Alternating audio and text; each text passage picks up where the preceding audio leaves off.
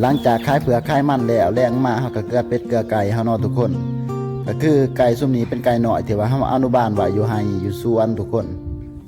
ส่วนว่าไก่ใหญ่เฮาสิเอาไว้อยู่บ้านเนาะเฮาจะแยกกันเพราะว่าไก่น้อยมันต้องได้ดูแลเป็นพิเศษแน่เฮาก็เลยเอาออกมาให้มาสวนน้ำทุกคน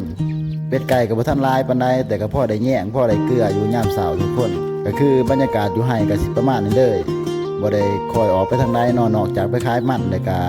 กลับมาสวนเกลือเป็ดเกลือไก่มันก็เป็นความสุขอีกแบบหนึ่งจากสิ่งเล็กๆน้อยๆที่ว่าเฮามีจากสิ่งเล็กๆน้อยๆที่ว่าเฮาเฮ็ดเฮาสร้างเนาะทุกคนมันอาจสิบ่หรูหราบ่มีราคาแพงแต่มันก็สามารถฮี้วใจเฮาได้เนาะทุกคนเนาะบรรยากาศสงบอยู่ไห้อยู่สวนทุกคนสวนก็บ่ได้อยู่ใกล้บ้านเพราะปานใดดอกเนาะขี่รถออกมาคราวเดียวก็ฮอดแล้วออกมาอยู่ไห้อยู่สวนก็บ่ได้ตัดขาดจากโลกภายนอกเนาะยามมีเวียกมีงานเฮาก็ได้ไปมาหาสู่คนทางบ้านนั่นแหละแต่ว่าเฮาบ่ค่อยได้ไปดินไปเที่ยวไปกินดื่มสังสรรค์กับหมู่กับเพื่อนอยู่ทางนอกเนาะยามมีเวียกมีงานโดนๆจังได้ออกไปดินไปเที่ยวเทื่อนึงเพราะว่าส่วนใหญ่แล้วเฮาสิมักอยู่สวนหลายกว่าเนาะทุกคน